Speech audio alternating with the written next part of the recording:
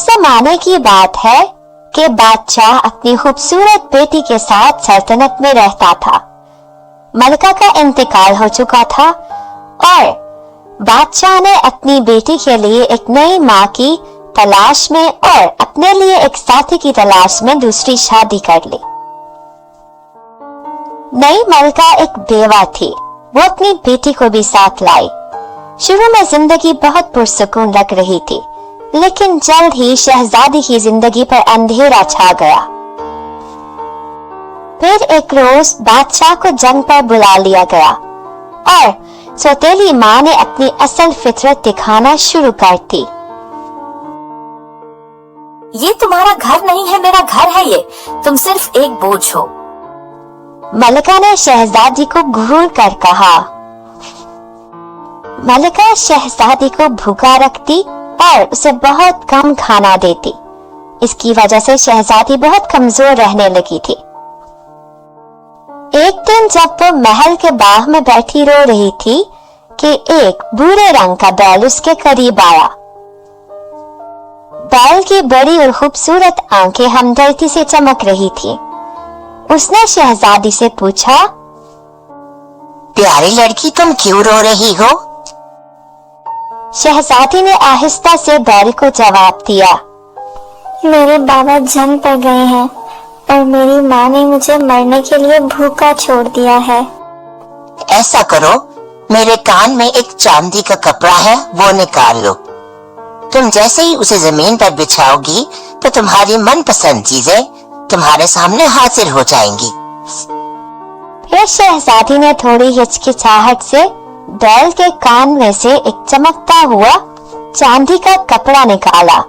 जब उसने कपड़े को जमीन पर फैलाया तो उसके सामने मजेदार खानों का एक दस्तरखान आ गया।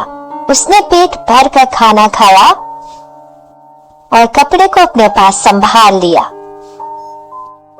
जल्द ही सौतेली माँ को पता चल गया कि शहजादी किस तरह खाने का बंदोबस्त कर रही है। हसद की आग में जलते हुए जब बादशाह वापस आया तो उसने बीमारी का बहाना किया।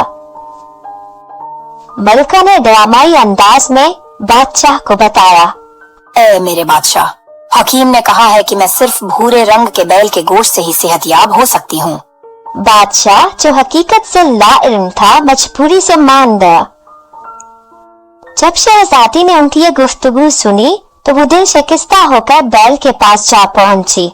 उसने रोते हुए बैल को जाकर कहा, वो तुम्हें मारना चाहते हैं और मैं ऐसा होते हुए कभी नहीं देख सकती।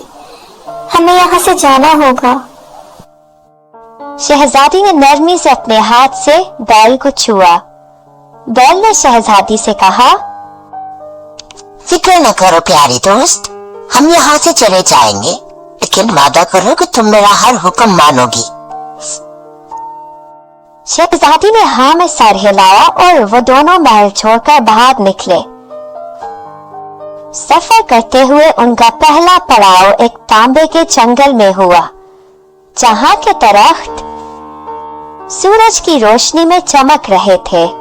बैल ने शहजादी को खबरदार किया कि वो यहाँ से कुछ भी ना छुए और ना ही कुछ तोड़े, चाहे वो कितना भी दिलकश क्यों ना हो। शहजादी ने वादा किया, लेकिन जंगल की खूबसूरती देखकर उसने एक तांबे का पत्ता तोड़ लिया। बैल ने शहजादी से कहा, इस पत्ते को संभाल कर रखना, ये तुम्हें ऐसे वक्त में काम आएगा जब तुम किसी मुश्किल में होगी। फिर वो दोनों एक चांदी के जंगल में पहुंचे, जहाँ के दरख्त चांदी की तरह चमक रहे थे। बैल ने दोबारा शहजादी को तंबीह की कि वो यहाँ से कुछ भी मत तोड़े, मगर शहजादी ने फिर जंगल की खूबसूरती से मुतासिर होकर चांदी का एक पत्ता तोड़ लिया। आखिर में वो दोनों एक सुनहरी जंगल में पहुंचे, जहाँ के सारे दरख्त सोने की तरह चमक रहे थे। बैल ने शहजादी को फिर से वही वार्निंग दी कि वो कुछ ना तोड़े, लेकिन शहजादी ने फिर एक सोने का सेब तोड़ लिया। आखिरकार चलते चलते बैल और शहजादी एक खूबसूरत महल के सामने जा पहुंचे। बैल ने शहजादी से कहा कि ये वो जगह है जहां उन्हें अब जुदा होना होगा। उसने शहजादी से कहा कि वो अब इससे आगे उसके साथ नहीं चल सकता, लेकिन इससे पहले शहजादी को एक काम करना होगा।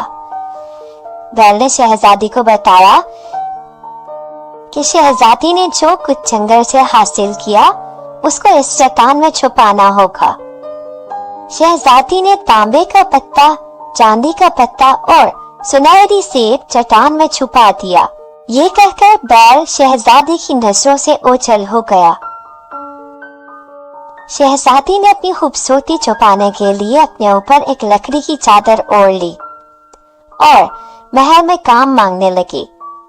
खादिमों ने उसकी बोसीदा हालत और लकड़ी की चादर देखकर उसे बर्तन धोने का काम दे दिया और मजाक में उसे लकड़ी की चादर वाली कहने लगे। महल का शहजादा निहायत खूबसूरत था और एक दिन शहजादी से कहा गया कि वो शहजादे के लिए पानी लेकर जाए। शहजादे ने उसकी गंदी बोसीदा चादर देखकर पानी फेंक दिया। शहजादी का दिल बहुत दुखा। वो वापस उस चट्टान पर गई जहां पर उसने वो चीजें छुपाई थी और एक उम्दा लिबास की फरमाइश की। चट्टान से एक तांबे का लिबास नमूदार हुआ जो चांदनी में झिलमिला रहा था। शहजादी ने वो लिबास पहना और घोड़े पर सवार होकर महल वापस गई। शहजादा जो वहां मौजूद था शहजादी को देखकर उस पर फरिश्ता हो गया और शहजादी से कहा, खूबसूरत लड़की तुम कहां से आई हो? शहजादी ने पुरस्कार अंदाज में कहा, मैं पानियों की वादी से आई हूँ। और एक तांबे का दस्ताना छोड़कर वहां से गायब हो गई। अगले दिन शहजादी से कहा गया कि वो शहजादे के लिए एक तौलिया लेकर जाए। जब शहजादे के पास तौलिया लेकर गई तो शहजादे ने शहजादी का हुलिया देखकर तौलिया फेंक दिया। शहजादी अफसरदा उसी चट्टान के पास वापस गई और कहा कि उसे एक चांदी का खूबसूरत लिबास चाहिए। चट्टान से एक चांदी का लिबास निकला और शहजादी ने वो पहन लिया। पहनकर वो वापस इस महल पहुंची।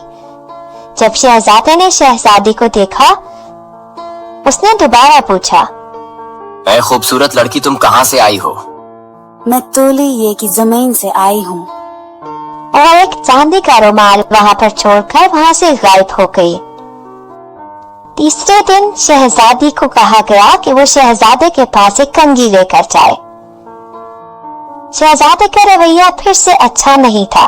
उसने शहजादी का हुलिया देखकर कंघी फेंक दी। लेकिन शहजादी के पास भी एक मंसूबा था। वो वापस चट्टान गई और एक सोने के लिबास की फरमाइश की। सोने का लिबास पहनकर शहजादी जब महल पहुंची तो शहजादे ने उसे देखकर गिड़गिड़ा कर पूछा, ऐ खूबसूरत लड़की अब तो बता दो तुम कौन हो और कहां से आई हो? मैं कंगी की वादी से आई हूँ।